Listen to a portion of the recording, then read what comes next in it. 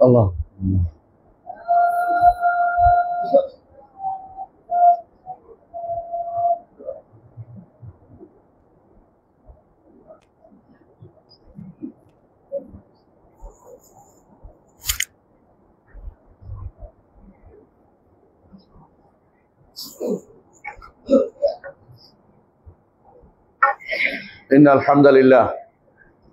إن الحمد لله نحمده ونستعينه ونستغفره ونعوذ بالله من شرور أنفسنا ومن سيئات أعمالنا من يهده الله فلا مضل له ومن يضلل فلا هادي له وأشهد أن لا إله إلا الله وحده لا شريك له وأشهد أن محمدا عبده ورسوله يا أيها الناس اعبدوا ربكم الذي خلقكم يا أيها الناس اتقوا ربكم الذي خلقكم من نفس واحدة وخلق منها زوجها وبث منهما رجالا كثيرا ونساء واتقوا الله الذي تساءلون به والأرحام إن الله كان عليكم رقيبا يا أيها الذين آمنوا اتقوا الله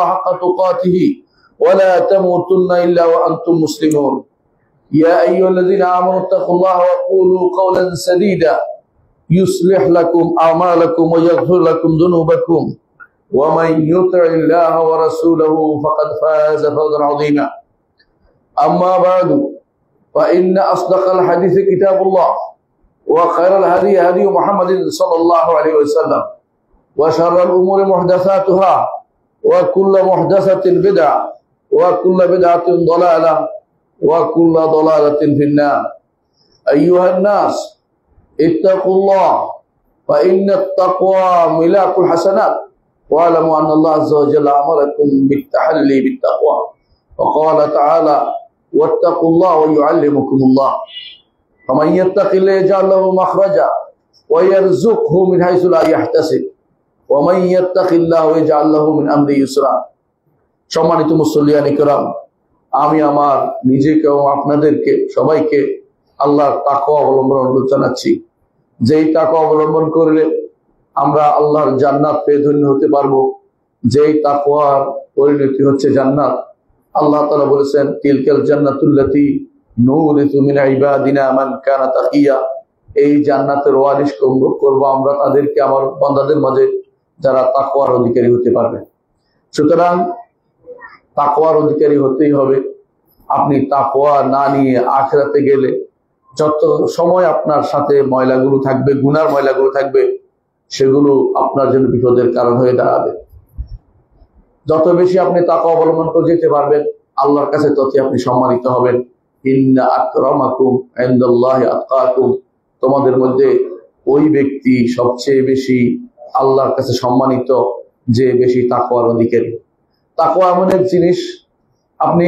সেটা আপনি কোনো কিনতে পাওয়া যায় না সেটা ধারণ করতে হয় কষ্ট করে সেটা কি এক নম্বর হচ্ছে আপনাকে অবশ্যই ঈমানদার হতে হবে মুসলিম হতে হবে অবশ্যই আপনাকে গুনাহ ছেড়ে দিতে হবে আপনাকে অবশ্যই হালাল কাজগুলি করতে হবে এবং আপনাকে ফরজ কাজগুলি আদায় করতে হবে তাকওয়া হতে হলে তিনটি স্তর প্রথম স্তর হচ্ছে ওই লোকেরা যারা ঈমান এনেছে আবার সাথে সাথে ফরজ কাজগুলি করেছে হারাম ছেড়ে দিয়েছে নফল কাজও করে এরা হচ্ছে মুহসিন পর্যায়ের মুত্তাকি দ্বিতীয় মুত্তাকি হচ্ছে ওই ব্যক্তিরা যারা ঈমান এনেছে ফরজ কাম করেছে হারাম ছেড়ে দিয়েছে নফল কাজে ত্রুটি করেছে তারা হচ্ছে মুমিন পর্যায়ের মুত্তাকি তিন নম্বর মুত্তাকি তাকওয়া আছে তাদের মধ্যে কিছুটা কিন্তু অন্যায়ও করেছে খালাতু আমালান সালিহান ওয়া আখরা সাইয়্যান আসাল্লাহু ইয়াতুবা আনহু। কেউ যদি কোনো গুনাহ করেছে, অর্থাৎ সে ঈমান ঠিক রেখেছে কিন্তু ফরজ কাজে তার কিছু ত্রুটি হয়েছে, হারামের ভিতরে ঢুকে গেছে, এই লোকেরা বিপদে পড়ে যাবে। তাদের জন্য হাসরের মাঠে রাসূলের সুপারিশ অথবা ঈমানদারদের সুপারিশ কাজে আসবে। রাসূলুল্লাহ সাল্লাল্লাহু আলাইহি ওয়াসাল্লাম বলেছেন, শাফাআতি লিআহলিল কাবাইর মিন উম্মতি, শাফাআত হবে আমার উম্মতের যারা কবিরা গুনাহ করেছে তাদের জন্য। আল্লাহ তাআলা আপনাকে যে বড় নেয়ামত যেটা দিয়েছেন সেটা হচ্ছে ঈমান। ঈমান যদি না থাকে তাকওয়ার কিছু পাবেন না।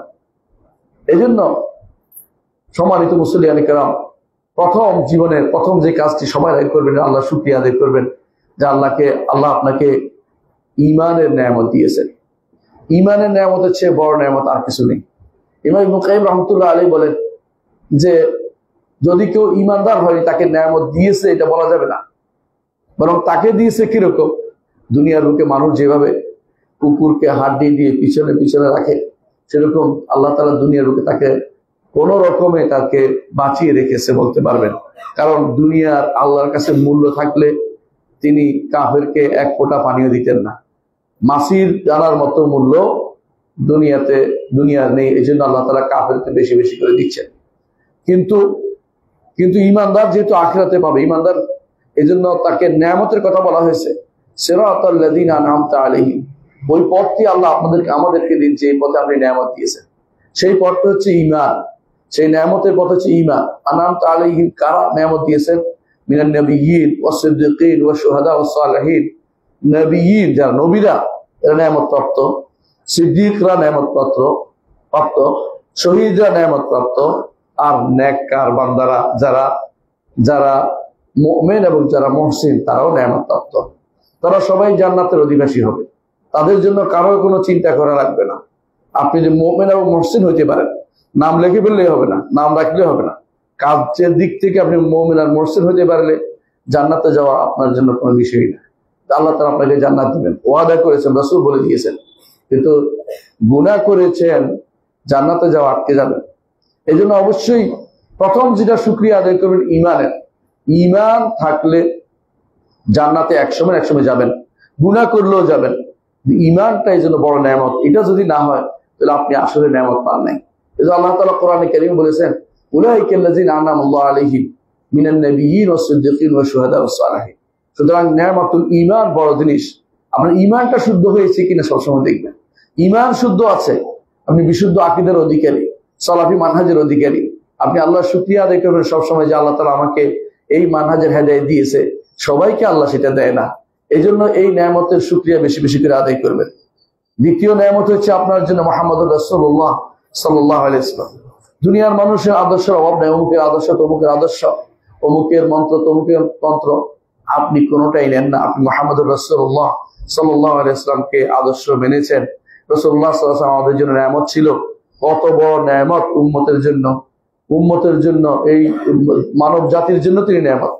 আল্লাহ বলে দিয়েছেন কোরআনে কারীমে, ওমা আরসালনাকা ইল্লা রাহমাতাল লিল আলামিন। সমস্ত সৃষ্টির জন্য, আলম হলো সমস্ত সৃষ্টির জন্য তিনি রহমত হিসেবে প্রেরিত হয়েছেন। এই রহমত পেয়েছেন আমরা পেয়েছি এবং আমরা ধন্য হতে পেরেছি, তার আদর্শ মেনে চলি। এটা কত বড় নেয়ামত। আল্লাহ আমাকে তৌফিক দিয়েছেন, এর জন্য আল্লাহর শুকরিয়া আদায় করতে হবে। তৃতীয়ত নেয়ামতুল কোরআন। আল্লাহ আমাদেরকে এমন একটি বাণী দিয়েছেন যেই বাণী ধুইলেও শেষ হয় না, ধুয়ে ফেললেও মুছা যায় না, মুছে ফেললেও চলে যায় না। যত কিছুই করে আপনার অন্তরের ভিতরে গ্রথিত আছে, হাজার হাজার নয়, লাখ লাখ নয়, কোটি মানুষের অন্তরে মুখস্থ আছে যেই বাণী, যা অন্য কোনো ব্যক্তি কোনোদিন বলতে পারবে না যে 10,000 মানুষ তাদের এটা মুখস্থ আছে, এমন কোনো বাণী তাদের নেই। কিন্তু আমাদের এই বাণী প্রত্যেকটি মানুষের, যারা প্রতি ঘরেই আপনি কোনো না কোনো হাফেজ পেয়ে যাবেন আলহামদুলিল্লাহ। এবং এমন বিশ্বের এমন দেশও আছে যেখানে প্রত্যেকটি ঘরে তারাই মুসলিম, প্রত্যেকে কোরআন হেফজ করে। তো পুরোটা না পারলে অন্তত অর্ধেক করে, কেউ 3/1 করে। এই নেয়ামতুল কোরআন আমাদের জন্য, আল্লাহ তাআলা আমাদের জন্য চিরস্থায়ী ব্যবস্থা করে দিয়েছেন যে আমরা যেন ফিরে আসার সুযোগ হয়। ভুল হতেই পারে, ভুল হলে তখন ফিরে আসার একটা জায়গা করে দিয়েছেন কোরআনে কারীম দিয়ে, যে আপনি যত ভুলে করেন কোরআনের কাছে আসলে আপনি আবার হেদায়েত লাভ করতে পারবেন। এই নেয়ামতটা অন্য কারো কাছে নাই। আপনি ইহুদি নাসারাদের জিজ্ঞাসা করেন, তাদের কিতাবের কোনো সনদ তারা দিতে পারবে না, তাদের নবীর কাছ থেকে সেটা প্রমাণিত হয়েছে দেখাতে পারবে না, কে মুখস্থ করছে কেউ বলতে পারবে না, হারিয়ে গেছে বিশাল সময় পরবর্তীতে অনেকে এসে সেটা অনুবাদ করে দিয়েছে। কিন্তু আল্লাহ তাআলা আমাদের কোরআনকে বলে দিয়েছেন, কোরআন সম্পর্কে বলে দিয়েছেন, ইন্না নাহনু নাযালনা যিকরা ওয়া ইন্না লাহু লাহাফিজুন। এই কোরআনের আমরা নাজিল করেছি, আমরা হেফাজতের দায়িত্ব নিয়েছি। আল্লাহ হেফাজতের দায়িত্ব নিয়েছেন বলে সেটা হেফাজত থাকবে যতদিন পর্যন্ত দুনিয়া থাকে, যতদিন আল্লাহ তাআলা দুনিয়াতে রাখার ইচ্ছা করে কোরআন দুনিয়া থাকবে। একটা সময় আসবে কোরআন উঠে চলে যাবে, যখন কোরআনের উপর আমল হবে না। এই জন্য কোরআন কারীম আমাদের জন্য একটা বিশাল নেয়ামত, যা পড়লেই সওয়াব, যা পড়লেই হেদায়েত প্রাপ্ত হয়, যা পড়লেই পথভ্রষ্ট থেকে আপনি মুক্ত হতে পারবেন। এবং এই জন্য ইবনে আব্বাস রাদিয়াল্লাহু আনহু বক্তব্য আপনার মনে আছে কিনা, তিনি কি বলেছেন? তিনি বলেছেন যে কেউ দুনিয়াতে কোরআন পড়বে সে ব্যক্তি দুনিয়াতে কোন পথভ্রষ্ট হবে না, আর আখিরাতে তার জন্য সে কোন হতভাগা হবে না, বরং তাকে বলা হবে ইকরা ওয়ারতাকি ফাইন্না মানজিলাতাকা ইনদা আখির আয়াত তাকরাউহা, পড়ো এবং উপরে উঠতে থাকো, যেখানে তোমার পড়া শেষ হবে সেখানে তোমার মর্যাদা নির্ধারিত হবে।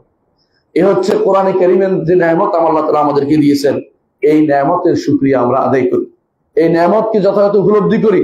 এই নেয়ামতকে ইয়াতলুনা আয়াতিল্লাহি আনা আল-লাইলি ওয়া আতরাফান নাহার, দিনের বিভিন্ন অংশে রাতের বিভিন্ন সময়ে আমরা কোরআন পড়ার জন্য আদিষ্ট। মুহাম্মদুর রাসূলুল্লাহ সাল্লাল্লাহু আলাইহি ওয়াসাল্লাম আল্লাহ তার সমস্ত গুনাহ ক্ষমা করে দিয়েছেন, তারপরেও তিনি দিন রাত তিনি কোরআন তেলাওয়াত করতেন। রাতের বেলা প্রায় ছয় পারা কোরআন পড়তেন তিনি, এত বেশি করে তিনি কোরআন তেলাওয়াত করতেন এবং কোরআন তেলাওয়াতের ফজিলত তিনি বর্ণনা করে গেছেন। এই নেয়ামতের শুকরিয়া আমরা আদায় করা দরকার, আমাদের শুকরিয়া আদায় করা দরকার। আল্লাহ তাআলা আমাদেরকে স্বাস্থ্য দিয়েছেন, সুস্বাস্থ্য দিয়েছেন। রাসূলুল্লাহ সাল্লাল্লাহু আলাইহি ওয়াসাল্লাম বলেছেন, ঈমানের পরে যদি নিরাপত্তা দেওয়া হয় সবচেয়ে বড় নেয়ামতের অন্তর্ভুক্ত। এই নেয়ামতটা আপনি পেয়েছেন, এই নেয়ামতের জন্য আল্লাহ শুকরিয়া আদায় করা দরকার, আল্লাহ শুকরিয়া আদায় করা দরকার, আল্লাহ শুকরিয়া আদায় করা দরকার। আপনার আল্লাহ আপনাকে রিজিকের ব্যবস্থা করেছেন, অনেক কওম রিজিক পায় না।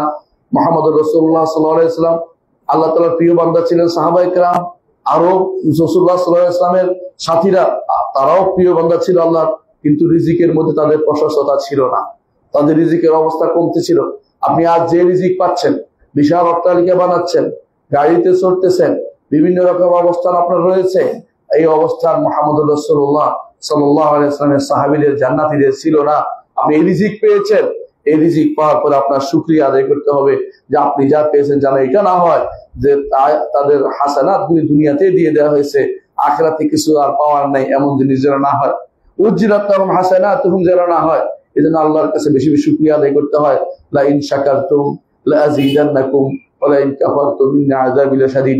যতই শুকরিয়া আদায় করবেন ততই বাড়বে। আল্লাহর নেয়ামত ধরে রাখার জন্য সবচেয়ে বড় উপায় হচ্ছে শুকরিয়া আদায় করা, সবচেয়ে বড় উপায় হচ্ছে শুকরিয়া আদায় করা। এই জন্য আপনি আল্লাহ তাআলা আপনার উপর যে নেয়ামত দিয়েছেন সেটা শুকরিয়া অবশ্যই আদায় করবেন। তারপরে আরো শুকরিয়া আদায় করবেন নিরাপত্তা। এই যে ভালো অবস্থায় আছেন, এটা কিছুদিন আগে আপনি এই অবস্থায় ছিলেন না, এই অবস্থায় আপনি আছেন, এই জন্য শুকরিয়া আদায় করেন যে কোনো এলাকা এত কোনো দেশ এত শান্তিতে নেই, আপনার দেশ এলাকা যে শান্তিতে আছে, এই জন্য আল্লাহ শুকরিয়া আদায় করবেন। তিনি যদি আপনাকে ভালো রাখতে চান সেই ব্যবস্থাপনা করে দেন, আর তিনি যদি আপনি রাখতে না চান, আপনি হাজার চেষ্টা করলেও শান্তি নিরাপত্তা এটা কখনো আপনি আনতে পারবেন না। আল্লাহর শুকরিয়া আদায় করবেন, আল্লাহ তাআলা আপনার নেয়ামতকে আরো বাড়িয়ে দিবেন, আপনাকে দ্বীনের উপর প্রতিষ্ঠিত রাখবেন। আল্লাহ তাআলা বলছেন, ওয়া ইন তাউদ্দু নি'মাতাল্লাহি লা তুহসুহা ইন্নাল ইনসানা লাযালুমুন কাফার। সূরা ইব্রাহিমের 34 নম্বর আয়াত আল্লাহ তাআলা বলছেন, তোমরা যে আল্লাহর নেয়ামতকে গণনা করো তাহলে গুণে শেষ করতে পারবে না। নেয়ামত কখন বুঝে মানুষ? নেয়ামত হারালে বুঝে। একটা চোখ হারালে তখন মনে হয় কত বড় নেয়ামত আমার ছিল, একটা পা হারালে বুঝে কত নেয়ামত আমার ছিল, একটা যে হাত ভেঙে যায় তখন কত বড় নেয়ামত আমার ছিল বুঝতে পারে। যারা চশমা চোখে দেয় আর যারা চশমা চোখে দেয় না, পার্থক্য হচ্ছে একটাই, যে চশমা চোখে দেয় সে চোখের নেয়ামতটা বুঝতে পেরেছে, যে চশমার আগে কিন্তু সে বুঝতে পারে না। এই জন্য মানুষ বলা হয় যে তাদের নেয়ামত বাদে যাওয়ার। বেশিরভাগ মানুষই নেয়ামত যখন চলে যায় তখন সেটার মর্যাদা বুঝতে পারে, তার এর আগ পর্যন্ত তার মধ্যে এই ভাবান্তর আসে না যে আমি এত বড় নেয়ামতের অধিকারী হয়ে আছি। আল্লাহ তাআলার নেয়ামত আপনি গুণে শেষ করতে পারবেন না। এমন জিনিস আল্লাহ তাআলা আপনাকে দিয়েছেন যা আপনি চাননি, চাইও নিতে পারতেন না, অনেক জিনিস আপনাকে আল্লাহ তাআলা দিচ্ছেন। যেই নিঃশ্বাস আপনি নিচ্ছেন, এই নিঃশ্বাস যদি চেয়ে নিতে হতো, কিনতে হতো, আপনি কঠিন বিপদে পড়ে যেতেন। যে পানি আপনি পাচ্ছেন, এই পানি যদি কিনতে হতো, যে সমস্ত দেশে কিনতে হয় তারা কিন্তু অনেক পয়সা খরচ করতে হয়। অনেক দেশে পানি কিনতে হয়, আপনি ইচ্ছা করলে পাবেন না। অথচ আপনি এদেশের আনাচে কানাচে টিউবওয়েল থেকে পানি পাচ্ছেন। অনেক দেশে টিউবওয়েলে পানি উঠে না। অনেক জায়গায় আমি নিজের চোখে দেখেছি, তারা বিশাল বিশাল খামার করেছে, পানি নাই বলে সেই খামার একেবারেই বন্ধ হয়ে গেছে। এরকম বহু জায়গায় আমি দেখেছি বিদেশে। এর অর্থ হচ্ছে আল্লাহ তাআলা আপনাকে যে নেয়ামত দিয়েছেন, আপনি তখন বুঝবেন যখন আপনি আপনার সেই নেয়ামতটা থাকবে না। অনেক জায়গাতে আর্সেনিকের কারণে মানুষ পানি খেতে পারে না। আপনি খাচ্ছেন, আপনি বুঝতেছেন আল্লাহর নেয়ামতের কতটুকু শুকরিয়া আদায় করা দরকার। আমাদের সমস্যা হচ্ছে আমরা যেটা করি, শুকরিয়া তো আদায় করি না, আল্লাহর নেয়ামতকে আমরা কুফর দিয়ে বদলাই দেই। কোরআনে কারীমে আল্লাহ তাআলা বলছেন, আলাম তায়াল্লাযিনা বাদদালু নি'মাতাল্লাহি কুফরান ওয়া হাল্লু কওমহুম দারাল বাওয়ার জাহান্নামা ইয়াসলাউনাহা ফাবিসাল করার।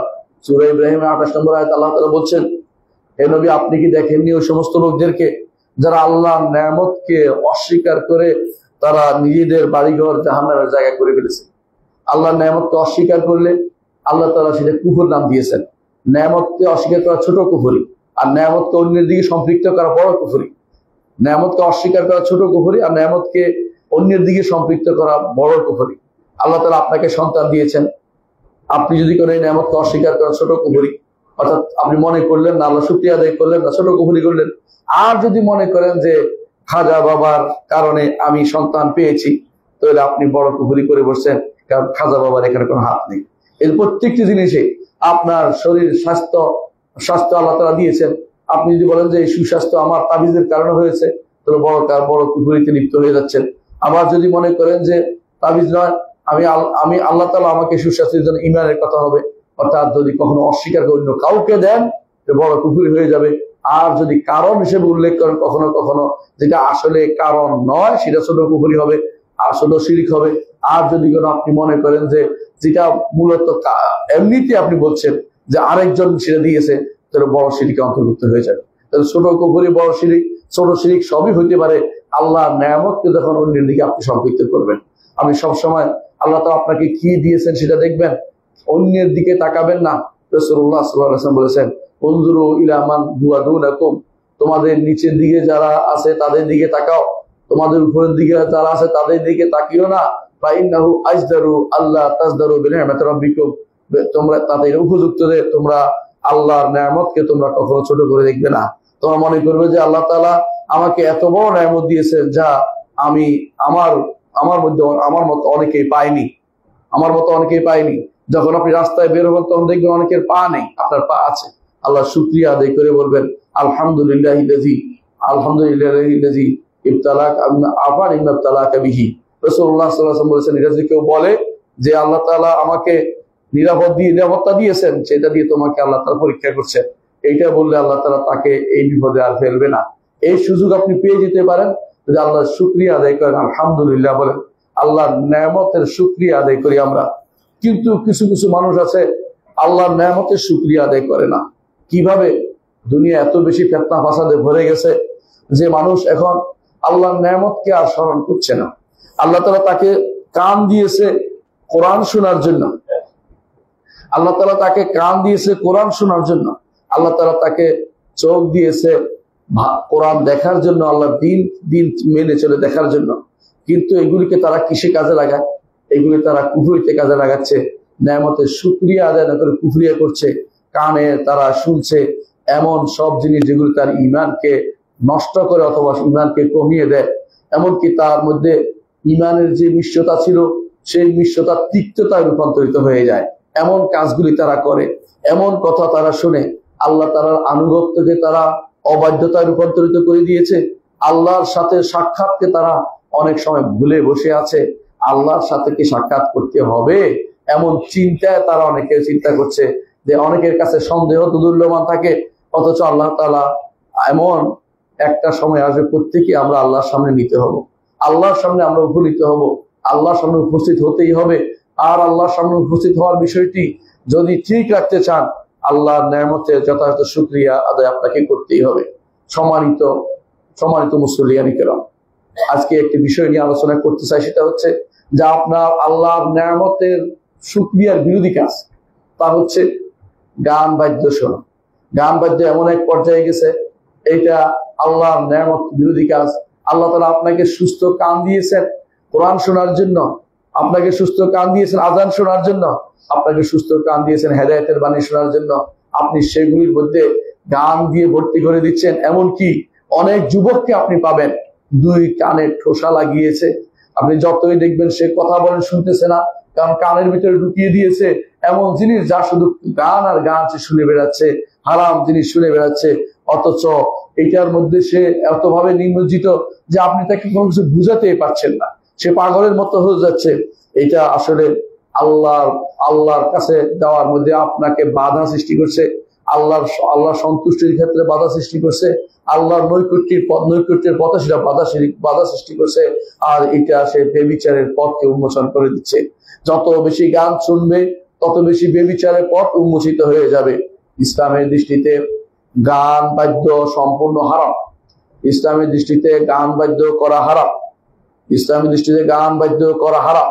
এমনকি যদিও সেটা কোনো বাদ্য যন্ত্র বাদে হয় তবুও গান হারাম ইসলামের দৃষ্টিতে। আর ওই গানটি হারাম যাতে নারী সংগঠিত বিষয় আছে, অথবা এমন কোনো বিষয় আছে তাকে অন্যায় কাজে প্রবৃত্ত করবে, অথবা এমন কোনো কণ্ঠ আছে যেই কণ্ঠটা হারাম কণ্ঠ। যেমন নারী কণ্ঠ পুরুষের জন্য, পুরুষের নরম কণ্ঠ নারীর জন্য, যা তার মধ্যে অশ্লীলতাকে জাগ্রত করে দিবে, তার মধ্যে খারাপ কোনো প্রবণতা তুলে দিবে, এমন প্রতিটি জিনিস ইসলাম হারাম ঘোষণা করেছে। যদি বাদ্যযন্ত্র দিয়ে এর সাথে যুক্ত হয় তাহলে হারাম আরো বাড়ে। এর অর্থ এই নয় যে বাদ্যযন্ত্র ভাবে হালাল হবে, এটা নয়, বরং তখন হারামের মাত্রা আরেক ডিগ্রি বেড়ে যায়। আলেমরা এই বিষয়ে ইজমা বর্ণনা করেছেন যে এটা হারাম। আর আলেমরা এটাও বলেছেন যে যদি বাদ্য যন্ত্র দিয়ে করা হয় সেটা আরো বেশি হারাম। এটা 4 ইমামের বক্তব্য। আবু হানিফা, মালিক, শাফি, আহমদ সবাই এই মতের অধিকারী। শেখ হুসাইন ইবনে তাইমিয়া রাহমাতুল্লাহ আলাইহি বলেন 4 ইমামের মত হচ্ছে যে যাবতীয় গানের সামগ্রী হারাম, যাবতীয় গানের কর্মকাণ্ড হারাম। এর অনেক দলিল রয়েছে, আমি কয়েকটি দলিল উল্লেখ করব। 1 নম্বর দলিল হচ্ছে সূরা লোকমানের 6 নম্বর আয়াত। আল্লাহ তাআলা বলছেন ওয়ামিনান নাসি মান ইয়াশতারি লাহওয়াল হাদিস লিয়ুদিল্লা আন সাবিলিল্লাহি বিগাইরি ইলমিন ওয়া ইয়াত্তাখিযা হুজওয়া উলাইকা লাহুম আযাবুন মুহিন। মানুষের মধ্যে এমন কিছু মানুষ আছে যারা ক্রয় করে লাহওয়াল হাদিস, আপনাকে ভুলিয়ে রাখার মতো কিছু কথা ক্রয় করে। সেটা কি, সেটা ব্যাখ্যা আসছে। অর্থাৎ আপনাকে আল্লাহ থেকে দূরে সরিয়ে রাখে, দিন থেকে দূরে সরিয়ে রাখে, কোরআন থেকে দূরে সরিয়ে রাখে, হাদিস থেকে দূরে সরিয়ে রাখে। এই লাহ বলে কোনো কিছু থেকে কাউকে ভুলিয়ে রাখা। তো আপনাকে যে জিনিস থেকে ভুলিয়ে রাখে এমন জিনিস, মানুষের মধ্যে কিছু মানুষ আছে যারা এমন জিনিস কিনে থাকে যাতে করে লিউদুল্লাহ আন সাবিলিল্লাহ, আল্লাহর পথ থেকে যাতে করে তাকে বিভ্রান্ত করতে পারে, বিভ্রান্ত দূরে সরিয়ে দিতে পারে। বেগাইরে ইলমিন, তাদের জ্ঞান নেই। ইয়াত্তাখিযা হুজুয়া, তারা এটাকে আল্লাহ তাআলার পথকে ঠাট্টার কাজ বানিয়েছে। অর্থাৎ অনেকেই আছে অন্যায় করে, অন্যায়ের সাথে আবার অন্যায়টাকে শুধু করে যাচ্ছে, তার মধ্যে অপরাধ বোধ নেই, তার মধ্যে সে শুধু মনে করছে এটা কিছুই না। এটা হচ্ছে আল্লাহর দ্বীন নিয়ে ঠাট্টার স্বামী, যারা উপহাস করার স্বামী। এই কাজটি যারা করবে আল্লাহ তাআলা বলছেন উলাইকা লাহুম আযাবুন মুহিন, তাদের জন্য রয়েছে আযাবুন মুহিন, নিকৃষ্টতম আযাব। নিকৃষ্টতম অর্থাৎ তাদের জন্য রয়েছে এমন আযাব, হীনতম আযাব। অর্থাৎ তাদের এই আযাব অত্যন্ত কঠিন, তাদের আযাব রয়েছে এবং অপমানজনক আযাব তাদের জন্য রয়েছে। ইবনে মাসউদ রাদিয়াল্লাহু আনহু বলেন এখানে লাহওয়াল হাদিস বলতে বুঝাইছে আল গিনা ও আশবাহু, গান এবং এর গানের মতো যা আছে এগুলিকে লাহওয়াল হাদিস বলা হয়েছে। লাহওয়াল হাদিস তো গান এবং এই জাতীয় যেগুলো আছে আল্লাহর পথ থেকে যা দূরে সরিয়ে রাখে সবগুলি লাহওয়াল হাদিস। এর মধ্যে গানও যেমন আছে, তেমনি ভাবে এমন সব বিদ্যা আছে যেই বিদ্যা আল্লাহর পথ থেকে মানুষকে দূরে সরিয়ে দেয়।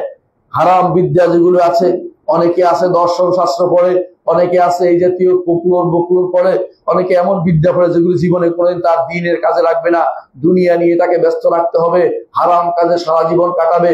এগুলি সবই হচ্ছে লাহওয়াল হাদিস। এটা হচ্ছে ইবনে মাসউদের জন্য বক্তব্য। এবং তিনি এটা ইমাম তাবারী সেটা উল্লেখ করেছেন তার তাফসিরে, এবং সহিহ সনদে সেটা বর্ণিত হয়েছে। এই একই তাফসির করেছেন তাবেঈদের মধ্যে একটা বিশাল গোষ্ঠী। তাহলে বোঝা গেল সূরা লোকমানের 6 নম্বর আয়াত আমাদেরকে এই গান বাদ্য এগুলির প্রত্যেকটা জিনিস হারাম হওয়ার ব্যাপারে আমাদের জন্য দলিল হিসেবে এসেছে। দ্বিতীয় দলিল হচ্ছে সূরা বনী ইসরাঈলের 64 নম্বর আয়াত। আল্লাহ তাআলা বলছেন শয়তানকে, ওয়াস্তাফজিজ মান ইসতাতা'তা মিনহুম বিসাউতিকা, তুমি বনি আদমের মধ্যে যাকে পারো তুমি তোমার আওয়াজ দিয়ে তাকে তুমি তার কাছে টেনে নাও, তাকে তুমি তোমার আওয়াজ দিয়ে তাকে তুমি উৎসাহ জাগাও তার মধ্যে। ইমাম মুজাহিদ রাহমাতুল্লাহ আলাইহি বলেন, মুজাহিদ ইবনে জাবাল ইবনে আব্বাসের ছাত্র, তিনি বলতেছেন ওয়াল গিনা ওয়াল মাযাবির, এই যে এই সাউত শয়তানের আওয়াজটা হচ্ছে গান এবং বাদ্য হচ্ছে শয়তানের আওয়াজ, এটাও ইমাম তাবারী বর্ণনা করেছেন। তৃতীয় আরেকটি দলিল হচ্ছে যে আমরা দেখতে পাই সূরা আন-নাজমের মধ্যে, সূরা আন-নাজমের 59 এবং 61 থেকে 61 নম্বর আয়াতে আল্লাহ তাআলা বলছেন, আফামিন হাযাল হাদিসে তাআজাবুন, আল্লাহর বাণী যখন তোমাদের কাছে আলোচনা করা হয়, পড়া হয়, তখন তোমরা আশ্চর্য হতে থাকো। ওয়া তাদহাকুন, হাসাহাসি করো। ওয়ালা তাবকুন, কান্নাকাটি করো না। ওয়া আনতুম সামিদুন, তোমরা সামিদ করো, অর্থাৎ তোমরা গান বাদ্যে বিভিন্ন কর্মকাণ্ডে তোমরা আল্লাহর বাণী থেকে মুখ ফিরিয়ে থাকো। ইবনে আব্বাস রাদিয়াল্লাহু আনহু বলেন, এখানে সামিদ বলতে বুঝাইছে আল গিনা, গানকে, অর্থাৎ যারা এই জাতীয় গান বাদ্যে লিপ্ত থাকে, আল্লাহর বাণী থেকে তারা মুখ ফিরিয়ে থাকে। হেমিয়ারি ভাষায় গানকে সামিদ বলা হয়। এইটাই ইবনে আব্বাস রাদিয়াল্লাহু আনহুর বর্ণনাতে এসেছে এবং এটা একটি সহিহ বর্ণনা। চতুর্থ আয়াত আমরা দেখতে পাই সূরা ফুরকানের 72 নম্বর আয়াতে আল্লাহ তাআলা বলছেন, ওয়াল্লাযীনা লা ইয়াশহাদুনা যুরা ওয়া ইযা মাররু বিল্লাহি মাররু কিরামা। আল্লাহ তাআলা বলছেন ওয়াল্লাযীনা লা ইয়াশহাদুনা যুরা, যারা জুরের সাক্ষী হয় না, জুরের কাছে যায় না, জুরকে নিয়ে নিজেদের ভিতরে প্রবেশ করায় না। এই জুরের ব্যাখ্যা করেছেন মুহাম্মদ ইবনে হানাফিয়া, অর্থাৎ তিনি হচ্ছেন আলী ইবনে আবি তালিব রাদিয়াল্লাহু আনহুর ছেলে। তিনি জুরের ব্যাখ্যা করছেন হুনা আল গিনা, এই জুর বলতে এখানে গানকে বোঝানো হয়েছে এবং এটা সহিহ সনদে বর্ণিত। তার থেকে এর অর্থ হচ্ছে যে সালফে সালেহিন এই তাফসীর করেছেন এগুলোর, যে এর অর্থ হচ্ছে এমন গান যেগুলি হারাম, এই গানগুলোকে অবশ্যই এগুলি যেখানে হয় সেখানে অবস্থান করা জায়েজ নেই এবং সেগুলিকে প্রশ্রয় দেওয়া আপনার জন্য বৈধতা নেই। পঞ্চম দলিল যা আমরা দেখি সূরা আনফালের 35 নম্বর আয়াতে আল্লাহ তাআলা বলছেন, ওয়া মা কানা সালাতুহুম ইনদাল বাইতি ইল্লা মুকাআ ওয়া তাসদিয়া, আল্লাহর ঘরের কাছে তাদের কাফেরদের যে সমস্ত সালাত তাতি আদায় করত, এর মধ্যে তারা শীষ দিত এবং তাদের সেখানে তারা হাত তালি দিত। এগুলিকে আল্লাহ তাআলা নিকৃষ্টতম কাজ হিসেবে উল্লেখ করেছেন, তাদের এই সমস্ত কাজ। এর অর্থ হচ্ছে শীষ দেওয়া, বাঁশি বাজানো বা এই জাতীয় যে সমস্ত শব্দ করে যারা গান করে, এই সবগুলি হারামের পর্যায়ে পড়ে। আমরা 5টি আয়াত থেকে গান বাদ্য হারামের প্রমাণ আপনাদেরকে জানাচ্ছি। পরবর্তী আরো যে সমস্ত আয়াত আছে, হাদিস আছে, সেগুলিতে আমরা উল্লেখ করছি। 6 নম্বর যে হাদিসটা হচ্ছে ইমাম বুখারী রাহমাতুল্লাহ আলাইহি, 6 নম্বর দলিল হচ্ছে ইমাম বুখারী রাহমাতুল্লাহ বর্ণনা করেন আবু মালিক আল-আশআরী রাদিয়াল্লাহু আনহু থেকে, তিনি বলেন রাসূলুল্লাহ সাল্লাল্লাহু আলাইহি ওয়াসাল্লাম বলেছেন, লা ইয়াকুনান্না ফি উম্মতি, আমার উম্মতের মধ্যে একটি গোষ্ঠী হবে, আকওয়ামুন, এমন একটি গোষ্ঠী হবে, ইস্তাহিলুন আল হিরা, যারা হেরাকে হালাল করার চেষ্টা করবে এবং হারিরকে, রেশমিকে তারা হালাল করার চেষ্টা করবে, মদকে হালাল করার চেষ্টা করবে এবং বাদ্য যন্ত্র সহ গান বাদ্যকে হারাম করার চেষ্টা করবে। এবং এটা তাফসীর হচ্ছে, হেরার তাফসীর হচ্ছে জিনা ব্যভিচারকে। আজকাল জিনা ব্যভিচার এখন ভিন্ন নামে এসেছে। জিনা ব্যভিচার এক নাম হচ্ছে এখন বলা হয় তারা লিভ টুগেদার করছে, নাউজুবিল্লাহ। অনেকে এটাকে নাম দিয়েছে যে তারা শিল্প কলা করতেছে, এই জাতীয় নাম দিয়েছে। অনেকে এইটাকে ভিন্ন নাম দিচ্ছে। এখন রাসূলুল্লাহ সাল্লাল্লাহু আলাইহি ওয়াসাল্লাম যা বলেছেন বাস্তবে আমরা তা দেখতে পাচ্ছি। হারির অর্থাৎ রেশমি কাপড়, অনেকে সেটা বুস্কি নাম দিয়ে পরে, অনেকে সেটা ভিন্ন নাম দিয়ে পরিধান করছে। সেটা যে হারাম সেটা এখন তাদের মাথায় আর আসে না, যে কোনো কাপড়ে তারা পরিধান করে যাচ্ছে। মদ, সেটা এখন কি নামে আসছে আপনারা জানেন? এখন মদ বলে না, বলে যে এটা তো শারাব রুহি, এটা একটা পানীয়, এবং কেউ এটাকে ভিন্ন নাম দিয়ে এখন হালাল করার চেষ্টা করছে। আর মায়াজেব, গান বাদ্যকে শিল্প নামকরণ করা হচ্ছে। গান বাদ্যকে এটার জন্য বিভিন্ন ভাবে আশ্রয় দেওয়া হচ্ছে এবং গান বাদ্য যারা করে তাদেরকে নাম্বার দেওয়া চিন্তা ভাবনা করতেছে। চিন্তা ভাবনা করেন কত ভয়ানক কাজে চলে গেছি আমরা। রাসূলুল্লাহ সাল্লাল্লাহু আলাইহি ওয়াসাল্লাম যেটা বলেছেন সেটাই আপনি দেখতে পাবেন। এখন যারা এই কাজগুলি করছে তাদেরকে একটু চিন্তা করা উচিত। রাসূলুল্লাহ সাল্লাল্লাহু আলাইহি হাদিসে জিনার সাথে একসাথে উল্লেখ করেছেন, জিনার সাথে গানকে উল্লেখ করেছেন। তাহলে বোঝা গেল হারামের দিক থেকে কোনো অংশেই সেটা কম নয়। এই জন্য গান বাদ্য হারাম, এটা আপনাকে মনে রাখতেই হবে। 6 নম্বর দলিল হচ্ছে ইমাম আহমদ বর্ণনা করেন, শাইখুল আলবানী হাদিসটিকে সহিহ বলেছেন। রাসূলুল্লাহ সাল্লাল্লাহু আলাইহি ওয়াসাল্লাম বলেছেন, লা ইয়াশরাবান্না উনাসুম মিন উম্মতি আল খামরা ইসাম্মুনাহু বিগাইরি ইসমিহা। আমার উম্মতের একটা গোষ্ঠী মদ পান করবে, তারা মদকে ভিন্ন নামে ডাকবে, ভিন্ন নামে ডাকবে। ইউদরাবু আলা রুসিমিল মাআজিব, আর তাদের মাথার উপরে গান বাদ্য করা হবে। অর্থাৎ তারা মদ খাবে আর একটা গোষ্ঠী গান বাদ্য করবে, অথবা গান বাদ্য করবে আর মদ খাবে। এই ওয়াল কাইনা, এবং তাদের উপরে বাদ্যযন্ত্র গায়িকারা তাদের উপরে বাদ্যযন্ত্র বাজাবে। রাসূলুল্লাহ সাল্লাল্লাহু আলাইহি ওয়াসাল্লাম বলেন, ইউকসাফুল্লাহু বিল আরদ, আল্লাহ তাদের নিয়ে জমিনকে ধসিয়ে দিবেন। ওয়াজআলু মিনহুম কিরাদাতা ওয়া খানাজির, তাদের মধ্যে বানর এবং শূকর বানিয়ে দিবেন, তাদেরকে বানর এবং শূকর বানিয়ে দিবেন। ইমাম আহমদ হাদিসটি বর্ণনা করেছেন, হাদিসটি সহিহ। অষ্টম আরেকটি দলিল হচ্ছে ইমাম আহমদ বর্ণনা করেন, আবু উমামা রাদিয়াল্লাহু আনহু বর্ণিত, তিনি বলেন রাসূলুল্লাহ সাল্লাল্লাহু আলাইহি ওয়াসাল্লাম বলেছেন, ইয়াবিতু কওমুন মিন হাযিল উম্মতি আলা আকলিন ওয়া শুরবিন ওয়া লাহবিন ওয়া লাবিন। আমার উম্মতের একটি গোষ্ঠী পান করবে, খাবে, পান করবে, এবং তারা গান বাদ্য এবং খেলাধুলা লিপ্ত হতে থাকবে। তারপর এক সময় সকালবেলা উপনীত হবে এমন যে কেউ শূকর হয়ে গেছে, কেউ বানর হয়ে গেছে। ওই সময় আল্লাহ তাআলা তাদের একটা গোষ্ঠীর উপরে বাতাস প্রবাহিত করবেন, তাদেরকে সেটা ধ্বংস করে দিবে, কামা নাসাহুমান কানা ক্বাবলাকুম, আগের লোকদের মতো। কেন সেটা করবেন? বিস্তিহলালিহিমুল খামরা, কারণ তারা খামরকে, মদকে হালাল মনে করবে। ও দরবিহিম বিদুফুফে, এবং তারা বাদ্য যন্ত্র বাজাবে। ওয়া ইত্তিখাযিমুল কাইনাত, এবং তারা গান বাদ্য গায়িকা তাদেরকে তারা গ্রহণ করবে। এই জন্য আল্লাহ তাআলা তাদেরকে সেদিন শাস্তি দিবেন। এটাও সহিহ হাদিস দ্বারা আমরা দেখতে পাই যে এটাও সহিহ হাদিস, ইমাম আহমদ বর্ণনা করেছেন হাদিসটি, সেটা আমরা দেখতে পাই। আরেকটি হাদিস উল্লেখ করি, সেটা রাসূলুল্লাহ সাল্লাল্লাহু আলাইহি ওয়াসাল্লাম থেকে, তিনি বলেছেন, সূরাতানে মালউনা সাওতানে মালউনা আনি ফিদ দুনিয়া ওয়াল আখিরাহ, দুটি আওয়াজ এটা অভিশপ্ত। সেটা কি? মিজমারুন ইনদা নি'মা, নিয়ামত পাওয়ার পরে যখন বাদ্যযন্ত্র বাজানো হয়। ওয়ারান্নাতুন ইনদা মুসিবা, এবং মুসিবতের সময় যে শোক প্রকাশের যে সুর তোলে, যে বিলাপ তোলে, এটা রাসূলুল্লাহ সাল্লাল্লাহু আলাইহি ওয়াসাল্লাম বলেছেন এগুলি মালউন, অভিশপ্ত সব আওয়াজ। এই দুইটাকে রাসূল মালউন বলেছেন। ইমাম বাজ্জার হাদিসটি বর্ণনা করেছেন, এবং শেখ ইমাম দিয়াল মাকদিসি রাহমাতুল্লাহ আলাইহি হাদিসটিকে হাসান বলেছেন।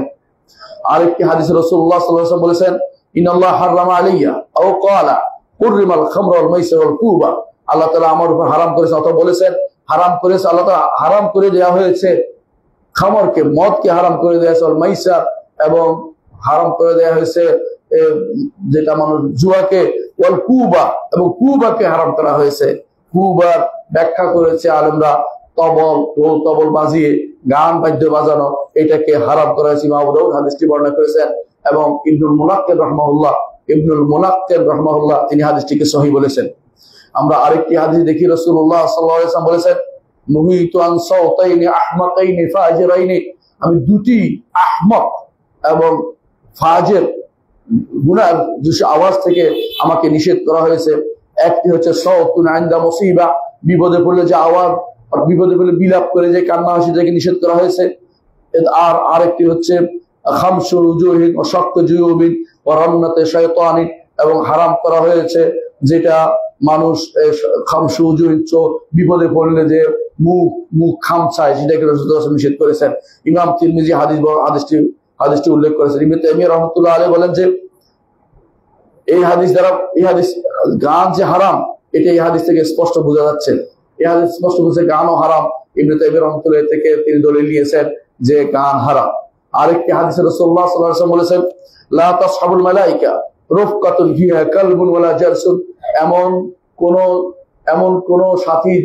যদি কোনো সাথী কোনো গোষ্ঠীর সাথে কোনো কুকুর থাকে অথবা কোনো বাদ্যযন্ত্র থাকে, সেখানে কোনো ফেরেশতা সেখানে থাকে না, ফেরেশতা তাদের সাথী হয় না। ইমাম মুসলিম হাদিসটি বর্ণনা করেছেন। অনুরূপভাবে রাসূলুল্লাহ সাল্লাল্লাহু আলাইহি ওয়াসাল্লাম বলেছেন, আল জারসু মাযামিরুশ শায়তান, এই ঘন্টার ধ্বনি যেগুলো গান বাদ্যের মধ্যে বাজানো হয় এগুলো হচ্ছে শয়তানের বাদ্যযন্ত্র। ইমাম মুসলিম হাদিসটি বর্ণনা করেছেন। এই হাদিসগুলো থেকে আমরা বুঝতে পারি যে আসলে ইসলামী শরীয়তে গান বাদ্যকে হারাম করা হয়েছে। যারা এর বিপরীত মত নিচ্ছে তারা শয়তানের দোষর এবং শয়তানের ধোকায় পড়েছে, প্রবৃত্তির অনুসরণ করে চলেছে। গান বাদ্য কোনোদিনই হালাল ছিল না বা হারামই ছিল সবসময়, এটা বলতে হবে। ইমাম শাফিঈ রাহমাতুল্লাহ আলাইহি বলেছেন, লুইনাল মুগান্নি ওয়াল মুগান্না লাহু, যারা গান গাইবে এবং যাদের জন্য গান করা হবে উভয়ের উপর অভিসম্পাত করা হয়েছে, লানত করা হয়েছে। এটা ইমাম শাফিঈ রাহমাতুল্লাহ আলাইহি বর্ণনা। যিনি ইমাম শাফিঈ হচ্ছেন ইমাম আবু হানিফা রাহিমাহুল্লাহর উস্তাদ। এই ব্যক্তি মহান ব্যক্তি তাবেঈ হিসেবে উল্লেখ করেছেন। আরেকজন তাবেঈর কথা না বললেই নয়, তিনি ওমর ইবনে আব্দুল আজিজ রাহমাতুল্লাহ আলাইহি। ওমর ইবনে আব্দুল আজিজ রাহমাতুল্লাহ আলাইহি তিনি গান বাদ্য ব্যাপারে এত কঠোর ছিলেন যে তিনি এই ব্যাপারে সবসময় চিঠি লিখতেন। এবারে সবসময় চিঠি লিখতেন তার গভর্নরদের কাছে, তারা যেন গান বাদ্য থেকে দূরে থাকে। ইবনে ওমর রাদিয়াল্লাহু আনহু সাহাবীর ব্যাপারটি আলোচনা করি আমরা। ইবনে ওমর রাদিয়াল্লাহু আনহু তিনি একদিন এক রাস্তা দিয়ে যাচ্ছিলেন, সেখানে গান বাদ্যের আওয়াজ শুনলেন। তিনি বললেন যে নাফে, তার দাসকে বললেন, আমি কানে হাত দিলাম, তুমিও কানে হাত দাও, দেখো দূরে গিয়ে কোনো গান বাদ্য বন্ধ হয়েছে কিনা। তারপর তিনি সেই কান থেকে হাত খুলে নিলেন। এর অর্থ হচ্ছে গান বাদ্য যতক্ষণ পর্যন্ত চলতে থাকবে সেটা শোনা দূরের কথা, সেটাকে অবশ্যই কান বন্ধ করে রাখতে হবে। এই জন্য যেটা আমরা দেখতে পাচ্ছি এটা হচ্ছে ইসলামের মধ্যে নতুন ভাবে প্রবেশকৃত জিনিস।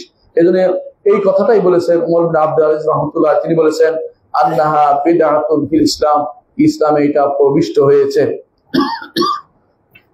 ওমর ইবনে আব্দুল আজিজ রাহমাতুল্লাহ আলাইহি থেকে আরেকটি বর্ণনা এসেছে, তিনি তার ছেলের শিক্ষককে লিখেছেন।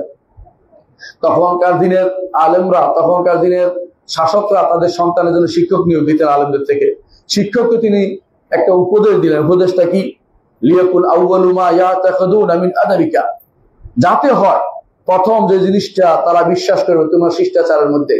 ইয়াতাখাদু শব্দটি ওমর ইবনে আব্দুল আজিজের বক্তব্য এসেছে। আমরা যখন বলি আকীদা শব্দটি সলবে সালিহিন থেকে আসছে, অনেকে অস্বীকার করেন। দেখে রাখুন শব্দটি এখানে এসেছে। তিনি বলেছেন যে হে শিক্ষক, তুমি আমার ছেলেকে যে শিখাবে, এই শিখানোর মধ্যে যে আদবটা প্রথম শিক্ষা দিবে তা হচ্ছে বুগদুল মালাহি, গান বাদ্যের প্রতি ঘৃণা তাদেরকে এটা তার অন্তরের ভিতরে ঢুকিয়ে দিবে, অন্তরের ভিতরে ঢুকিয়ে দিবে, যেটা শয়তানের পক্ষ থেকে এসেছে। এবং সেটার পরিণতি হচ্ছে রহমানের অবাধ্যতা, রহমানের অসন্তুষ্টির পরিণতি। যদি তিনি বলছেন আমার কাছে পৌঁছেছে আনি ফিকা, আমার কাছে ফিকা অর্থাৎ গ্রহণযোগ্য ব্যক্তিরা আমার কাছে বলেছে। আর ওমর ইবনে আব্দুল আজিজ তিনি তাবেঈ থেকে শুনেছেন অথবা সাহাবী থেকে শুনেছেন। এই জন্য তিনি বলছেন তাদের থেকে আমার কাছে পৌঁছেছে। মিন হামালাতিল ইলম, যারা ইলমকে বহন করে তারা বলেছেন ইন্না হুদুরাল মাআজিফি ওয়া ইসতিমাইল আগানি ওয়াল লাহজি বিহিমা ইউমবুতুন নিফাকা ফিল কলবি, যারা গানের বাদ্যের মজলিসে উপস্থিত হয় এবং গান বাদ্য শুনে তা এবং সেগুলি নিয়ে আলোচনা করে, অন্তরের মধ্যে মুনাফিকি তৈরি হয়। কামা ইয়ানবুতুন নাবতাল মাউ, যেমনি ভাবে যে পানি দ্বারা গাছ উৎপন্ন হয় তেমনি ভাবে এগুলোতে মুনাফিকি তৈরি হয়। গান শুনলে অন্তরে মুনাফিকি আসে। ফুদাইল ইবনে ইয়াদ রাহিমাহুল্লাহ বলেন আল গিনা রুকিয়াতু জিনা, গান হচ্ছে জিনা উচ্চারণকারী, জিনাকে ফুসলে দেয় মানুষের অন্তরের ভিতরে জিনার উৎসাহ ঘটায়, জিনা করার প্রতি তার প্রতি উৎসাহ দেয়। এই জন্য আমরা দেখতে পাই ইবনে আব্বাস রাদিয়াল্লাহু আনহু তিনি বলছেন আদ-দাফু হারামুন, যে বাদ্য হারাম, ওয়াল মাআজিফ হারামুন, এবং যে যন্ত্রগুলি দিয়ে গান বাদ্য করা সেগুলি হারাম, ওয়াল কুবাতু হারামুন, ঢোল তবলা হারাম, এবং তিনি বলছেন ওয়াল মাজামিরু হারামুন, তেমনি ভাবে গানও হারাম, বাদ্যযন্ত্র হারাম। ইমাম বাইহাকি হাদিসটি বর্ণনা করেছেন তার সুনান কুবরাতে, শেখুল আলবানী হাদিসটিকে সহিহ বলেছেন। আমরা দেখতে পাচ্ছি যে ইসলামের মধ্যে এটা একটি বিদআত। এই বিদআত হওয়ার কারণে আমরা দেখতে পাই ইয়াজিদ ইবনে মুআবিয়া, যাকে আপনারা দেখতে পারেন না, তিনি বলছেন ইয়া বনি উমাইয়া, হে বনি উমাইয়া, ইয়াকুমুল গিনা, তোমরা সাবধান, গান বাদ্য থেকে দূরে থাকবে। ফাইন্নাহু ইউনকুসুল হায়া, এটা মানুষের লজ্জা কমিয়ে দেয়। এই জন্য দেখবেন যে সমস্ত গান গায় ওরা লজ্জা নাই, ওদের লজ্জার নাম গন্ধ নাই। ওয়াজিদু ফিশ শাহওয়া, প্রবৃত্তি বাড়িয়ে দেয়, প্রবৃত্তি তাড়না বাড়িয়ে দেয়। ওয়াহদুমুল মারুয়া, মানুষের ভিতরে মানবিকতা নষ্ট করে দেয়, অর্থাৎ মানুষের ভিতরে মানুষ তখন থাকে না, তারা ব্যক্তিত্ব নষ্ট করে দেয়, ব্যক্তিত্বহীন হয়ে যায়। ওয়া ইন্নাহু লা ইয়ানুবু আনিল খামার, এই গান বাদ্য এটা ইয়ানুবু আনিল খামার, এটা মদের মতোই, মদের জায়গা দখল করে।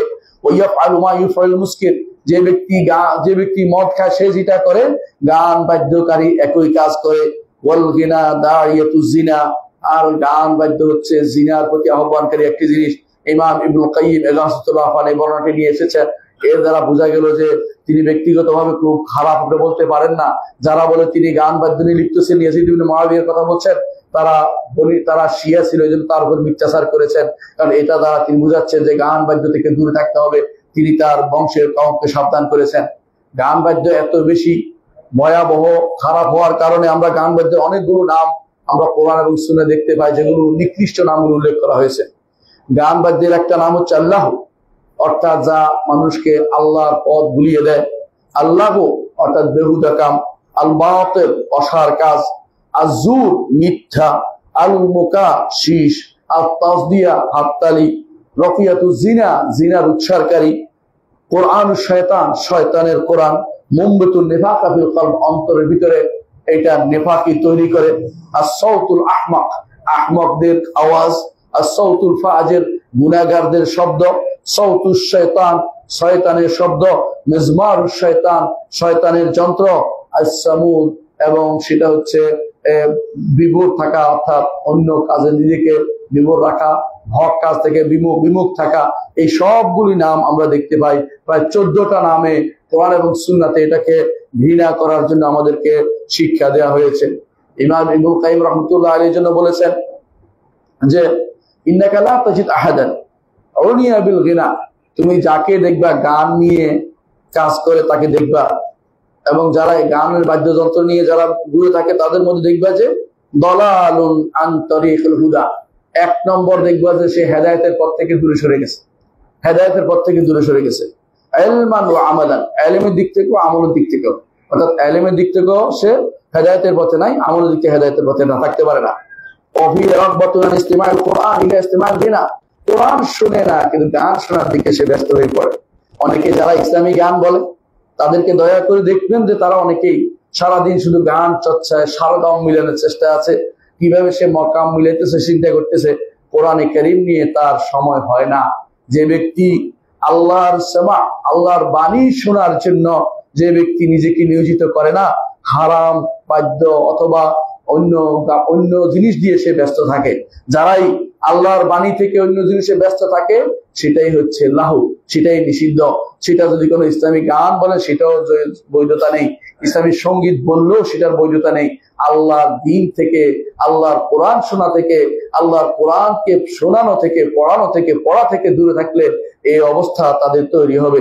সুতরাং এটা ইবনে কাইয়িম রাহমাতুল্লাহ আগেই বলেছেন যে যারাই আল্লাহর কোরআন শোনা থেকে দূরে থাকবে এরা গানের মধ্যে নিমজ্জিত থাকবে। এবং তাদেরকে যদি কখনো তাদেরকে যদি বলা হয় যে কোরআন শুনবা না ইসলামী সঙ্গীত শুনবা, তাদের মধ্যে কিন্তু ইসলামী সঙ্গীতটাকে তারা খুব প্রাধান্য দেয়। 3 জনে 4 জনে গাইতে থাকে, কোরআন হয়তো সে বলে 2 আয়াতের বেশি যেন না পড়া হয়। ইবনে কাইয়িম রাহমাতুল্লাহ এটা বলেছেন। ইবনে কাইয়িম রাহমাতুল্লাহ বলেছেন যখন তাদের সামনে রাখা হয় গান এবং কোরআন শোনার কথা, তখন তারা গান বাদ্য শোনার দিকে, কোরআন ছেড়ে দিয়ে গান বাদ্য শোনার দিকে ফিরে যায়। এবং তাদের মধ্যে যারা কোরআন শুনতে যায় তাদেরও অবস্থা এমন হয়, তিনি বলছেন তাদের অবস্থা এমন হয় যে সে মনে মনে চায় বেটা এত লম্বা করলো কেন, 2 আয়াত পড়লে হইতো না, 1 আয়াত পড়লে হইতো না, এত লম্বা করছে কেন? কারণ এরপরে তার জন্য বিশেষ শিল্পী গোষ্ঠীরা রয়ে গেছে, শিল্পী গোষ্ঠী পরবর্তী বিশেষ উপস্থাপনা নিয়ে আসবে। এই জন্য কোরআন শোনার জন্য তার সময় নেই, কোরআন নিয়ে গবেষণার তার সময় নেই, কোরআন পড়ার তার সময় নেই, কোরআন শিক্ষা দেওয়ার তার সময় নেই। ইবনে কাইয়িম রাহমাতুল্লাহ কত সুন্দরভাবে উল্লেখ করেছেন। তিনি বলছেন যে কোরআন যদি পড়ে মনে করে অনেক লম্বা করে ফেলছে, আর গান যদি শুনে তখন বলে যে এটা যদি আর একটু বাড়িয়ে গানটা গাইতো। আমি আশ্চর্য হয়েছি অনেক সময় দেখবেন, এবং সে অনেক সময় দেখেছি আমরা অনেক সময় মাঝে মধ্যে আমরা তখন একটা সময় টিভিতে যারা কোরআন প্রতিযোগিতা করতো তাদের প্রতিযোগিতা শোনার জন্য যাইতাম। আমাদেরকে নেওয়া হতো হিসেবে, বিচারক হিসেবে। কিছুদিন পর দেখা গেল কোরআনের ভিতরে আবার গান ঢুকিয়ে দেওয়া হয়েছে, যে গান 2টা কোরআন শুনে এরপরে গান শুনতে হবে, একটা কোরআনের কয়জনের শুনে এরপরে গান শোনাতে হবে। অর্থাৎ গান তখন ভিতরে জায়গা দখল করে নিয়েছে। কারণ কোরআন তার অন্তরে মজা পায়নি, কোরআন অর্থ বুঝে না, কোরআন দিয়ে সে সুর অনুভব করছে না, সে তখন গান দিয়ে নতুন সুর দিচ্ছে, শয়তান সেটাকে তার সুশোভিত করে তুলছে। যায়্যানা লাহুমুশ শাইতানু আমালহুম, শয়তান তাদের এই কাজকে তাদের অন্তরে সুশোভিত করে দিয়েছে। এই জন্য ইবনে কাইয়িম রাহমাতুল্লাহ আলাইহি বলেন, আকাল্লু মা ফি হাযা আইয়ানা নাসিবা মিন দামি শারঈ, শরীয়ত যে নিন্দা করেছে এই ব্যক্তি সে নিন্দার অন্তর্ভুক্ত হবে। শরীয়ত বলেছে লাহু আল হাদিস, যে সে ব্যক্তি নিজের পয়সা খরচ করে এমন সব জিনিস কিনেছে যেগুলো শরীয়তে নিষিদ্ধ, এবং এটা যদি পুরোটা সে সময়টা এখানে ব্যয় করে তাহলে পুরো গুনার ভিতরে সে ডুবে যাবে। অনেকে হয়তো বলতে পারেন শরীয়তে কি কোনো গান কি জায়েজ নয়? আপনি বলতে পারেন, আমরা বলবো সমস্ত গানই হারাম। যে সমস্ত কথা বলা হয়, যে সমস্ত বর্ণনা এসেছে যে রাসূলুল্লাহ সাল্লাল্লাহু আলাইহি ওয়াসাল্লাম তিনি সফরের মধ্যে আনজাসাকে বলেছেন রিফকান বিল কাওয়ারিদ, আনজাসা তুমি কাওয়ারিদ নিয়ে কাঁচদের যেগুলি আছে এগুলি ভেঙে ফেলবা। অর্থাৎ আনজাসা এমন ভাবে হেদা গাইলেন যে উটগুলো দ্রুত চলতে আরম্ভ করলেন। হেদা আসলে গান নয়, হেদা হচ্ছে উটের স্বর করা, যাতে উট চলে। আপনার অনেক সময় মানুষ গরুর জন্য স্বর করে, গরুর জন্য চলে, উট চলার জন্য একটা স্বর করেছে, গান গাওয়া সেটা উদ্দেশ্য ছিল না। রাসূলুল্লাহ সাল্লাল্লাহু আলাইহি ওয়াসাল্লামের দরবারে এই জাতীয় গানের কোনো প্রচলন ছিল না। সুতরাং যারা এই জাতীয় গানের কথা বলে তারা আনজাসার এই বক্তব্যকে, যেটা উটকে পরিচালনার জন্য শব্দ করাকে, সুর করে শব্দ করাকে গান বানিয়ে ফেলেছে, তাদের হারাম জিনিসকে চালু করার জন্য কখনো সেটা গান ছিল না। অনুরূপভাবে সালামা ইবনে আকওয়া রাদিয়াল্লাহু আনহু তিনি বলেছেন যে আল ইয়াউমু ইয়াউমুর রুদ্দাই ওয়া আনা ইবনুল আকওয়াই, এটা হচ্ছে রাজ বলা হয়। এটা হচ্ছে এমন কবিতা যে কবিতাগুলো অর্ধেক কবিতা, পুরোপুরি না, কবিতা একটা অংশ, আংশিক কবিতা, এগুলো আলোচনা করা হচ্ছে, পরিপূর্ণ যেগুলি মিলে না, সুর মিলে না, তারপর সেগুলি বললে অনেকে মানে গান মনে করে বসছে। কবিতা পড়া তো গান নয়। কবিতার মধ্যে হালাল আছে, হারাম আছে, কিন্তু গানের যদি সুর দিয়ে খারাপ জিনিস যেগুলি গান, তো গানই হারামই হয়, গান হালালের জায়গা নয়। গান হয় না, যা হালাল হয় ওইটাই যেটা শরিয়া মোতাবেক অনুমোদিত। যে রাসূলুল্লাহ সাল্লাল্লাহু আলাইহি ওয়াসাল্লামের যুগে ছিল, রাসূলের যুগে কবিতা রাসূলের সামনে বলা হতো কবিতা আর গান এক করে ফেলা যাবে না। রাসূলের সামনে যারা কিছু গাইতেন তারা কবিতা পড়তেন।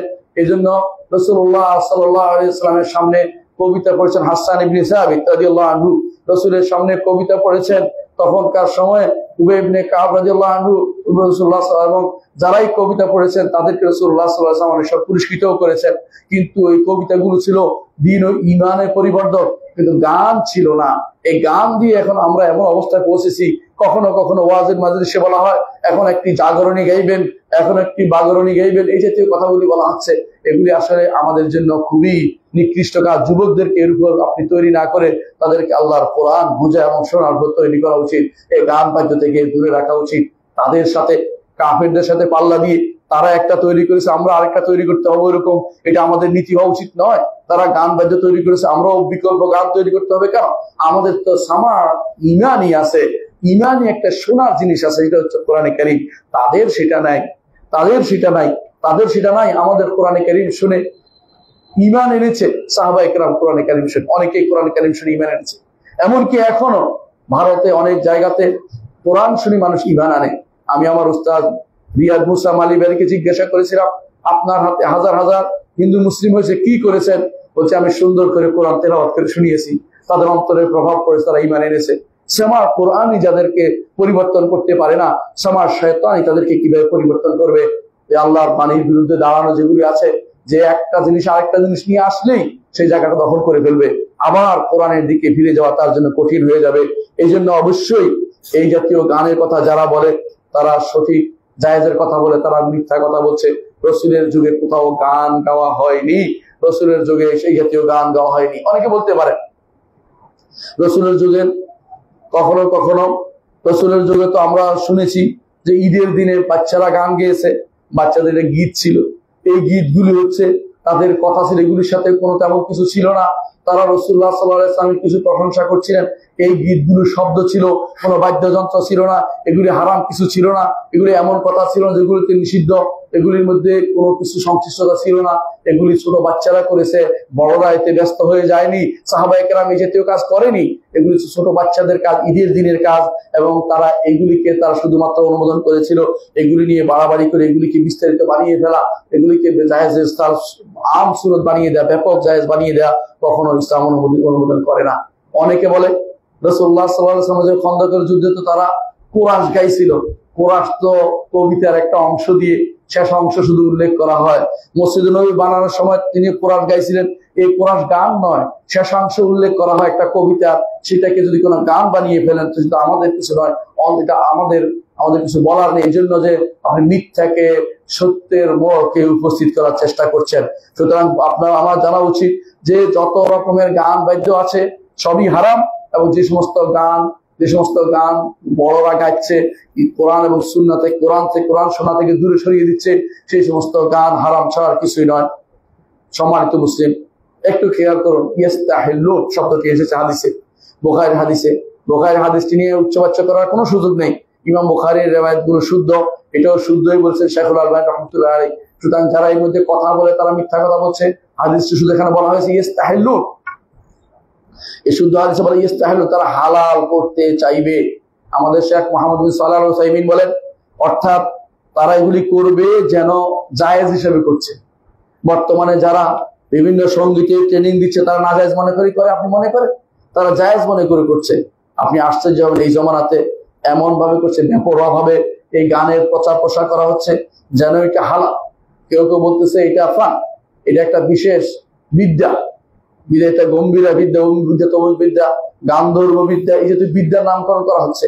এমনকি কেউ কেউ শিল্প কলা নাম দিচ্ছে, কেউ বা এটার জন্য বিভিন্ন বিভাগ খুলছে, বিভিন্ন ইউনিভার্সিটিতে এটা চর্চা করার জন্য বিভাগ খুলছে। অর্থাৎ হারাম বিভাগ খোলা হচ্ছে, আপনার বলারও অধিকার নাই, আপনি বলছেনও না, আপনি বলবেন না কেন। হারাম যে আল্লাহর দুনিয়াতে চলছে, আপনি সেখানে চুপ থাকা তো অনুমোদিত না। আপনি এটা কিভাবে আপনি অনুমোদন করলেন?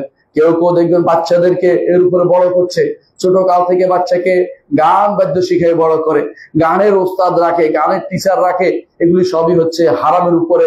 আপনি হারামের উপরে অতিরিক্ত যোগ করছেন, আপনি হালাল মনে করেই সেটা করছেন। আর কেউ কেউ দেখা যায় ভবিষ্যৎ প্রজন্মকে নষ্ট করার জন্য আজ যেটা হচ্ছে সেটা কি, সবচেয়ে দুর্ভাগ্যের বিষয় হচ্ছে এখন যেটা আপনারা শুনেছেন বিভিন্ন যে অনেকে চেষ্টা করছে এবং টিচার নিয়োগ দিবে, গান বাদ্যের টিচার নিয়োগ দিবে প্রাইমারি স্কুলে। এমনিতে এই প্রাইমারি স্কুলগুলো জনশূন্য হয়ে যাচ্ছে। আল্লাহ তাআলা ঈমানদারদের মধ্যে ঈমান দিয়েছেন, তারা ভালো করে জানে এখানে পড়লে তাদের সন্তানরা ঈমানদার থাকবে না, এই জন্য তারা সেখান থেকে তাদেরকে অন্যদিকে নিয়ে যাচ্ছেন।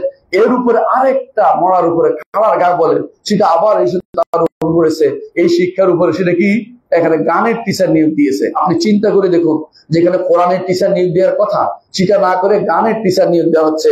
আল্লাহর কোরআনকে তারা শোনাতে চায় না, আল্লাহর কোরআন শুনতে তারা বাচ্চাদেরকে অভ্যস্ত করতে চায় না, তারা গান বাদ্য দিয়ে তাদেরকে দিন থেকে দূরে সরিয়ে দিতে চাচ্ছে। আপনার সন্তান যদি গানে অভ্যস্ত হয়ে যায়, পরবর্তীতে গান ছাড়া তার জীবনে কিছুই থাকবে না, সবকিছু গান নিয়ে চিন্তা করবে, হালালকে হারাম করে বলবে, হারামকে হালাল করবে, এবং সে কোনোদিন তার মনে ঢুকবেই না কোনোদিন হারাম, এই চিন্তা থাকবে না। তখন সে বিভিন্ন এমন সব কথা এবং সব বক্তৃতা নিয়ে আসবে, বক্তব্য নিয়ে আসবেন যা কোনোদিন কেউ শুনেনি, কোনোদিন কেউ বলেনি, এমন বক্তব্য নিয়ে এসে এটাকে এটাকে হালাল বানানোর চেষ্টা করে থাকবে। কারণ সে তো এটার উপর বড় হয়েছে, সে চাকরি পেয়েছে এটার উপরে, যারা এটার উপর চাকরি পাবে তাদের সমস্ত আয় কি হারাম, তাদের ঈমান থাকবে না। কারণ তারা মানুষকে শিক্ষা দিচ্ছে হালাল মনে করে, এবং হারাম মনে করে কেউ বেশি থাকতে পারে না। যারা এগুলিকে গান বাদ্যকে হালাল মনে করবে তারা কাফের। গান বাদ্যকে যারা এইভাবে হালাল হিসেবে প্রস্তাবনা দিবে মুসলিমদের বাচ্চাদেরকে শিখানোর জন্য, তারাও কাফের হয়ে যাবে। এবং যারা মনে করবে এটা শিখানো কোনো কিছুই না, তারা দিন সম্পর্কে বেপরোয়া হয়ে যাবে, তারাও কাফের হয়ে যাবে। আপনার সন্তান যদি আপনি শিখান, আপনি গুনাতে পড়বেন, আর আপনার সন্তান যখন এই গুনার কবিরা থেকে কখন কুফরি হয়ে যাবে, যখন তার মধ্যে এই গুনার প্রতি সামান্যতম গুনার কোনো লেশ মাত্র তার মধ্যে অনুভব হবে না, তখন সে কাফের হয়ে যাবে। আপনি বুঝতে পারছেন বর্তমানে যে অবস্থাগুলো তৈরি হয়েছে, সারা বিশ্ব এখন যেন গানের একটা আসরে পরিণত হয়েছে। আপনি কোনো বাজারে যাবেন, সেখানে গান বাজতেছে, কোনো দেখবেন কম্পিউটার মোবাইল খুলবেন, গান বাজতেছে, কোনো টেলিভিশন খুলবেন, গান বাজতেছে, যা খুলেন তাতে গান ঢুকিয়ে দেওয়া হয়েছে। শয়তান তার সমস্ত অস্ত্র নিয়ে নেমেছে আপনাকে দিন থেকে দূরে সরিয়ে দিতে। আপনি অবশ্যই আল্লাহর দিন দিকে ফিরে আসার চেষ্টা করুন, আপনার জন্য খারাপ পরিণতি অপেক্ষা করছে। আল্লাহ তাআলা বলছেন, ওয়ামান আরাদা আন যিকরি ফাইন্না লাহু মাঈশাতান দাক্কা ওয়া নাহশুরুহু ইয়াওমাল কিয়ামাতি আমা। যে কেউ মান আরদান জিক্রি, যে কেউ আল্লাহর জিকির থেকে মুখ ফিরিয়ে থাকবে। আল্লাহর জিকির হচ্ছে কোরআন। কোরআন থেকে যে ব্যক্তি মুখ ফিরিয়ে থাকবে, কোথায় যাবে? গান বাদ্য শিখবে। কোরআনের সাথে গান বাদ্য একসাথে চলতে পারে না, ভালো করেই বুঝে। এই জন্য তারা কোরআন শিক্ষা দেওয়া না দিয়ে গান বাদ্য শিক্ষা দেওয়ার জন্য শিক্ষক নিয়োগ দিবে প্রাইমারিতে। এর অর্থ আপনার সন্তানকে আতুর ঘরে নষ্ট করবে, আপনার সন্তানকে শুরুতেই ভ্রান্ত করে দিবে, পথভ্রষ্ট করে দিবে, তার লজ্জা চলে যাবে, সে হালাল হারামের সামান্যতম অনুভূতি তার মধ্যে থাকবে না। এই দুর্ভাগ্য এই কাজ যারা করবে, আল্লাহ তাআলা বলছেন কবরে তার জন্য সংকীর্ণ জীবন রয়েছে। আর ওয়ানাহশুরুহু ইয়াওমাল কিয়ামাতি আমা, কিয়ামতের দিন তাকে অন্ধ হিসাবে উঠানো হবে। তাকে সেদিন অন্ধ হিসাবে উঠানো হবে। ক্বালা রাব্বি লিমা হাশারতানি আমা ওয়া কাদ কুনতু বাসীরা, সে বলবে হে রব, কেন আমাকে অন্ধ হিসাবে উঠালেন, আমি তো চোখে দেখতাম। ক্বালা কাযালিকা আতাতকা আয়াতুনা ফানাসিতাহা, এইভাবে আমার আয়াত এসেছিল, নিদর্শন এসেছিল, তুমি সেগুলিকে ভুলে বসেছিলে। ওয়া কাযালিকাল ইয়াওমা তুনসা, আজকের দিনে তোমাকে রেখে দেওয়া হবে। আল্লাহ তাআলা বলেন না, অর্থাৎ তোমাকে এই কষ্টের মধ্যে রেখে দেওয়া হবে, অন্ধ হিসেবে রেখে দেওয়া হবে, চক্ষুষ্মান করা হবে না। চোখের সামনে কোরআন দেওয়া হয়েছে, দেখতে চান না, পড়তে চান না, সন্তানকে পড়াতে চাচ্ছেন না, সন্তানকে এমন সব বিদ্যা শিক্ষা দিচ্ছেন যা আপনাকে দিন থেকে দূরে সরিয়ে দিবে। আপনি অবশ্যই পথভ্রষ্ট হয়েছেন, আপনি আখিরাতে অন্ধ হিসেবে উঠবেন, আপনার শাস্তি আল্লাহ তাআলা নির্ধারণ করে রেখেছেন। আপনি সিদ্ধান্ত নেন কি করবেন। দুনিয়ার কষ্ট ভোগ করে জান্নাতে যাওয়া ভালো, অবশ্যই ভালো। দুনিয়ার এই জাতীয় গান বাদ্যে নিগতি থেকে আখিরাতে জাহান্নামে যাওয়া চেয়ে তা বহুগুণ ভালো, এটা আপনার বোঝা উচিত। দুনিয়ার 60-70 বছর পরে কবরে হয়তো আপনি কয় হাজার বছর বাঁচবেন, হাসরের মাঠে 50,000 বছর দাঁড়িয়ে থাকবেন। এরপরে অনন্ত জীবন, যেই জীবনের কোনো শেষ নেই, সেই জীবনে আপনি যদি কোনো জান্নাতের দেখা না পান, যদি কাফের হয়ে যান, তো জান্নাতের দেখা পাবেন না, আপনার জন্য ভয়াবহ পরিণতি অপেক্ষা করছে। আর যদি গুনার অনুভূতি আপনার থাকে, তাহলে আপনি গুনাহগার, আপনি প্রথমেই জান্নাতে যেতে পারবেন না, আপনার জন্য শাস্তি রয়েছে। শাস্তি শেষ হবে কতদিনে শেষ হবে আপনি জানেন না।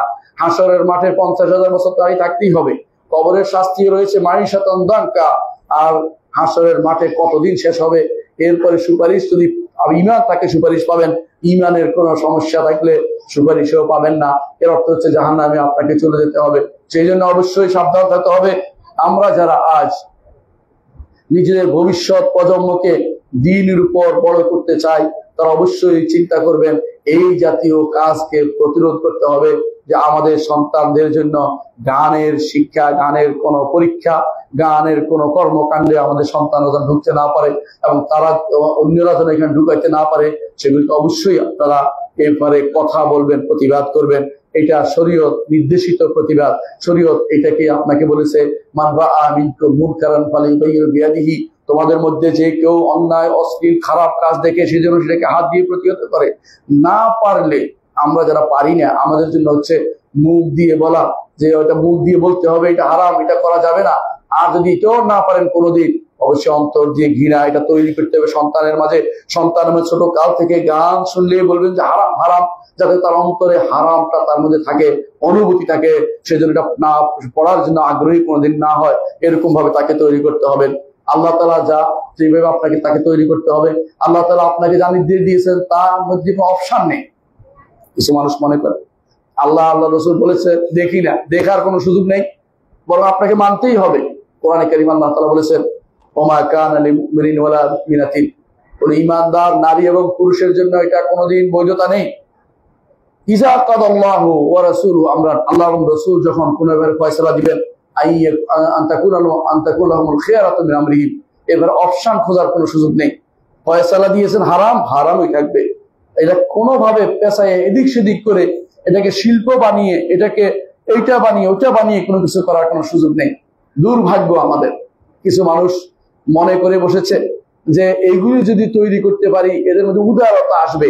এই উদারতা কিসের উদারতা আপনি বুঝেছেন?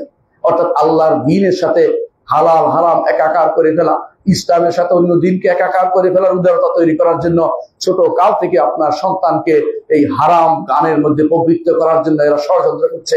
এই বিদেশি ষড়যন্ত্র, বাইরের ষড়যন্ত্রকে অবশ্যই আমাদের রুখে দাঁড়াতে হবে এবং মনে রাখতে হবে আল্লাহ এবং তার রাসূল নির্দেশের বিপরীতে কোনো অপশন নেই।